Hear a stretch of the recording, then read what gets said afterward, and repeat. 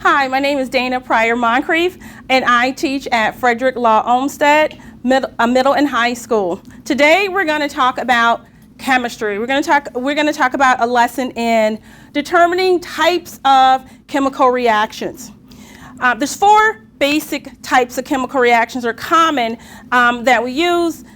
We typically learn about 6 based on what the state has included in our curriculum, but 2 of those 6 are really variations of one of the 4 common that we're going to talk about. So I like to say chemistry matters. And when I look at the lesson, I want to go through just a few prerequisites, things that we already learned so that we know what applies in this type of lesson and what you should know ahead of time, just to prepare you. So if there's some things that I say that you may be a little confused about, it's probably because you need to go back and review some things. And some of the prerequisites, some of the things that you should know before really delving into this topic. You should know elements and compounds. You should know how compounds are formed, how we write the formulas for compounds, and the different types of compounds. The difference between a molecular compound and an ionic compound, for example, and you should know the nomenclature for a chemical reaction. What things are listed first when we look at an equation that describes a chemical reaction? We know that there are things we start off with that we call reactants, and there's things that we finish with that we call products. So you should know all of those parts of an equation and those things that belong in the equation to describe our materials. And last but not least, one of the things that we need to know in understanding this lesson is balancing equations. How do we know how much materials are present based on a balanced chemical equation? We understand balanced equations help us understand that matter cannot be created or destroyed. And so as a result, balancing equations is one of the topics that you've learned prior to this topic. And then we're going to look at our lesson objectives. What are the things that we're going to learn in this lesson? What is the purpose of this lesson? The purpose of the lesson is for us to identify and differentiate between the 4 types of chemical reactions, and they are synthesis, often referred to as a combination reaction, a decomposition, a single replacement reaction, and a double replacement reaction. So let's go over those 4 types of reactions. I'm going to refer back to this, so hopefully when you look at this, when you see this, you're going to see these terms used a number of times throughout our lesson. In a synthesis reaction, often referred to as a combination, it's easy to remember it as a combination because 2 elements or 2 simple compounds come together to form one single complex compound. And that is a distinguishing characteristic of a synthesis. And that's why I highlighted single. Because when you see a synthesis reaction, you will never, ever, ever, ever confuse it with another because it is the only type of reaction that produces one product. The next is a decomposition. In a decomposition reaction, we often think of it as the opposite of a decomposition reaction. It is the opposite because we can literally take our equation and flip it around and we have a single compound as our reactant. It's the first thing that we look at in the equation, but it breaks apart into smaller either elements or less complex compounds. And so I'm going to give you some examples of that in just a moment, so just stay tuned. In our single replacement, the next reaction that we're going to look at today is a single replacement reaction.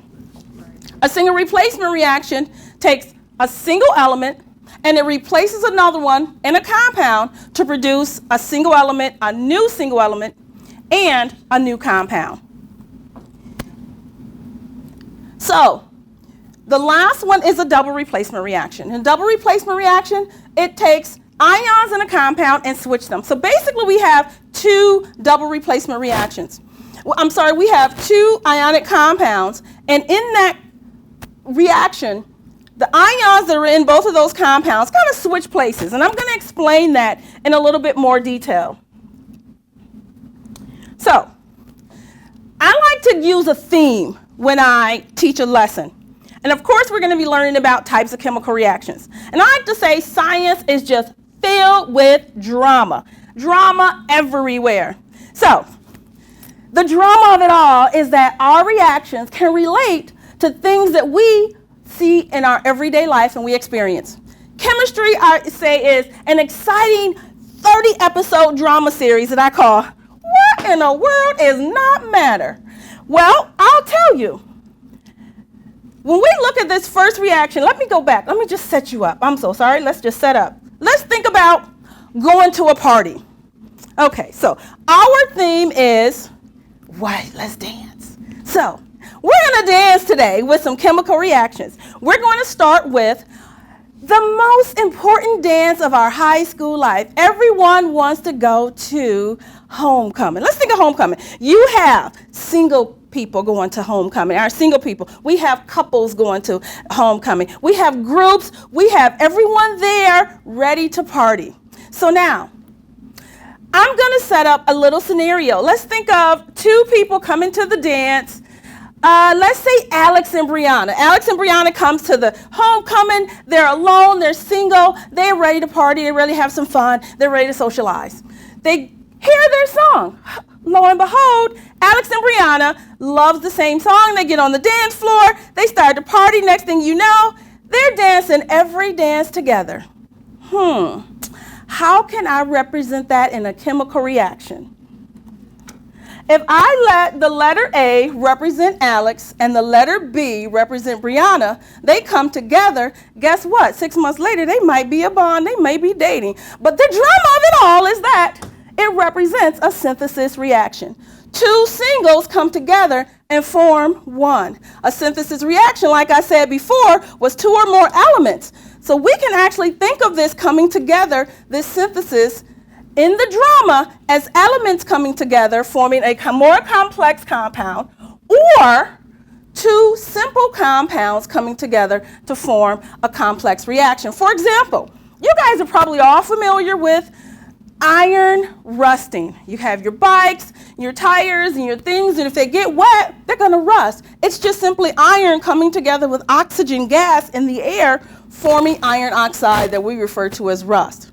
Here's a little bit more complex. We have simple compounds. Calcium oxide, which is a solid, comes together with sulfur dioxide. You're probably familiar with it or not. It's one of the products in acid rain. But when it comes together, it forms a compound, calcium sulfide, a little bit more complex compound. So we got two things coming together to form one. So that is an example of a synthesis reaction. Like I said, there's drama, drama, drama everywhere. I want to show you a demonstration of a synthesis reaction. So as I prepare for my demonstration, I'm going to put on my safety materials, my lab coat, and my goggles. I'm going to show you a simple synthesis reaction, very similar to iron oxide, iron coming together with oxygen to produce iron oxide. I'm going to use magnesium metal, and I'm going to allow it to combine with the oxygen in the air just like the iron does. So I'm going to ignite my burner because I'm going to use the oxygen in the air, and I'm going to use the flame to cause the reaction to go just a little bit faster. So in my reaction, I'm going to take a small piece of magnesium metal. Now, I would tell you if you were present right here in front of me not to look at the magnesium. I'm going to ignite it. And once the magnesium ignites and it catches, it's going to begin to burn. And so I have my magnesium here. And as it burns, it's actually combining with oxygen in the air, and it's producing magnesium oxide. So now, we could easily test and make sure that that is actually magnesium oxide, because metal oxides are actually basic solutions if they're combined with water. So I could just simply add some water to that and test the pH, and I could prove that is a basic solution and that a metal oxide actually formed. Thank you.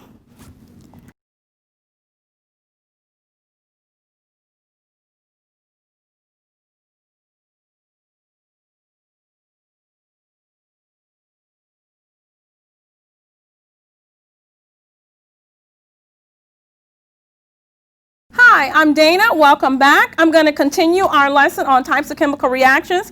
In this segment, I'm going to describe the next two types of chemical reactions, common reactions, and that is a decomposition reaction and a single replacement reaction. So continuing with our theme, our dance party, our students are there, they're having a good time. Our next segment in our drama, we have Xavier and Yasmin. Now, Xavier and Yasmin have been dating for ages. Everybody knows that they're a couple. They came to the dance, they're looking beautiful, having a good time, until one small little spat. A little quarrel develops, and now Yasmin and Xavier are no longer together. The drama of it all. So I'm going to represent this couple, YX. I'm going to represent Xavier with an X and Yasmin with a Y. And in my chemical equation, I have them written, of course, on the right side because they were a couple. They're starting off in our reaction. And then when they quarrel, they separate, they break up, and now I just have X and Y. They're single. This could represent a compound breaking down into its elements. It could represent a complex compound breaking down into a compound and an element. But when we look at this, it is a decomposition reaction because based on the definition we had already, when a compound breaks apart into either elements or less complex elements, a decomposition reaction occurs. I'm going to show you a small demonstration of a decomposition reaction where water is my compound and water breaks apart into its elements through electrolysis. When electricity is passed through water, it will break apart into hydrogen gas and oxygen gas. And I have my demonstration set up right here. I'm going to use a small 9-volt battery to supply my electricity that I need. And in my setup, I have a small solution of hydrochloric and, of course, dissolved in water. So I have an aqueous solution with ions present. And I filled already my two graduate test tubes so we can see the markings of the hydrogen and the oxygen as the reaction occurs.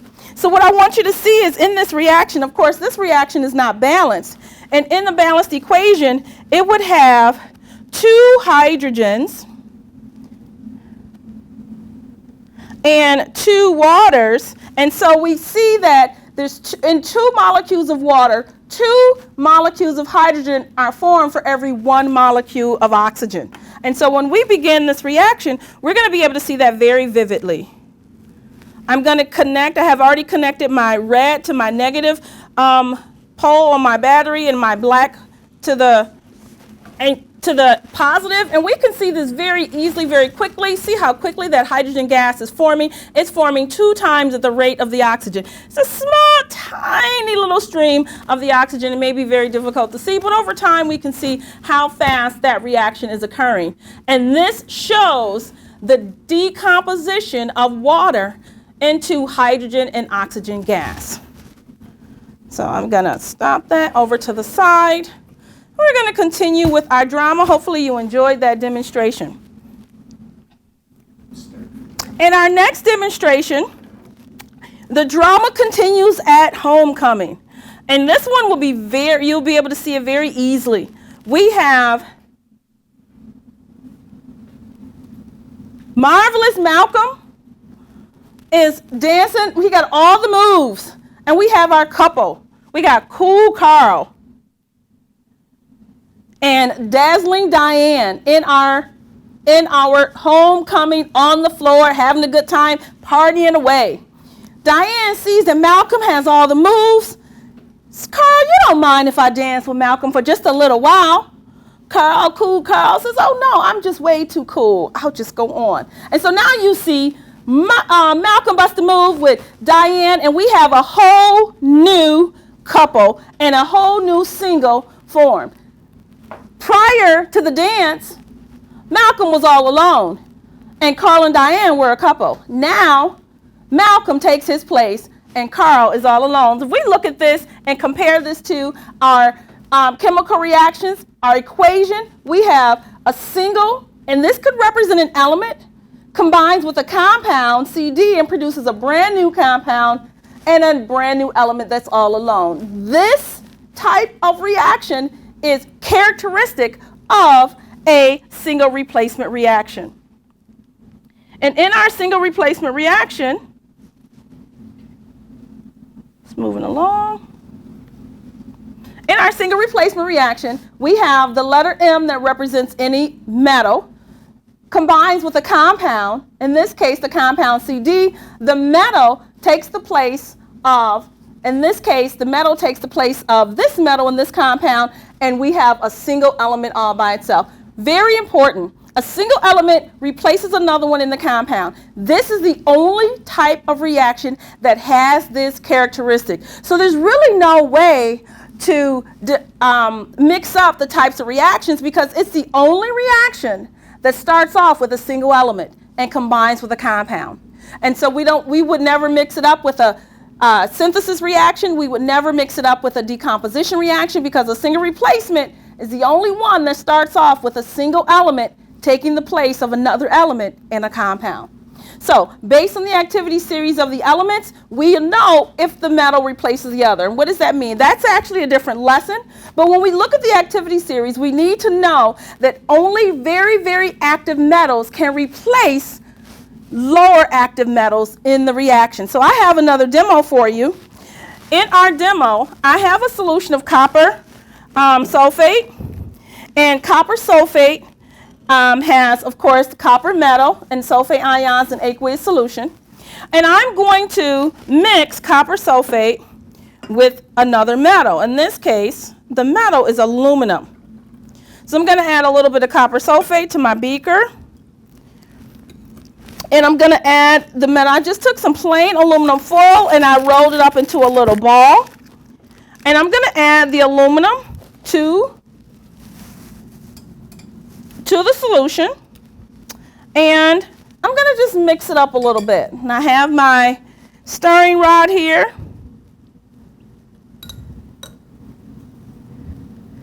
And so over time, what you're going to see happen, takes a little bit, and it takes about 30 seconds to begin. So I'm going to let it get started. Now, if you were right here with me, you would feel a little bit of heat generating right on the side of the beaker. But I'm going to let it get a close-up. You can see brown forming on the aluminum foil. That brown color, that orange-brown color that's beginning to form on the foil, of course, if you recall what a penny looks like, you know that is copper forming. So copper is being pulled out of the solution. Aluminum is being added to the solution, and aluminum is taking the place of copper in this compound. So I'm gonna hold it still. You can actually see some vapors coming up. You can see that this reaction, so it's heating up a little bit. And hopefully you can see that copper is forming on the side of the foil. So if we let this sit for a while, the entire solution would become clear and copper would be generated. Aluminum taking the place of copper produces now aluminum sulfate instead of copper sulfate. Aluminum sulfate is a salt just like copper sulfate, so when it dissolves in water, it forms a clear solution. Hopefully you enjoyed this demonstration. So as we can see, we see the copper form. And so I just want you to see, I'm going to tilt that down just a little bit so that you can see the copper form on the foil. So if you can see that, in this chemical reaction, aluminum took the place of copper because aluminum is more active than copper in this reaction. And we have a real tight shot here of the aluminum and the copper forming on the aluminum. You can see that. Stay tuned. We'll be back with more chemistry.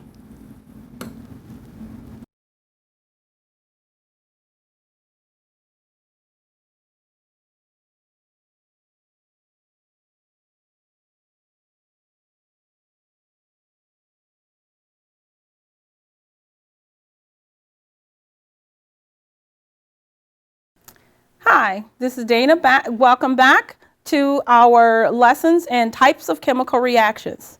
In our last episode, in our scenario, we learned about single replacement reactions and we learned about decomposition reactions. Now we're going to move on to what are referred to as double replacement reactions.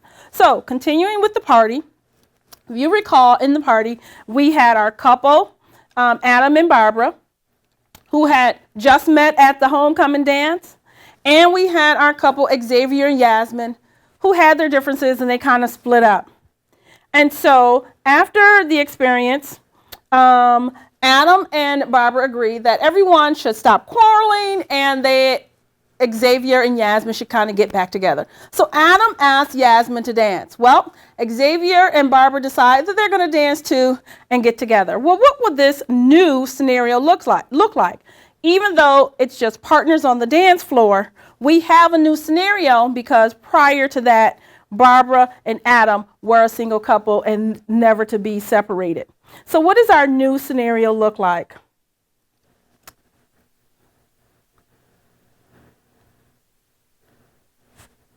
In our new scenario, we have Adam and Barbara starting off, and Xavier and Yasmin, and they switch partners.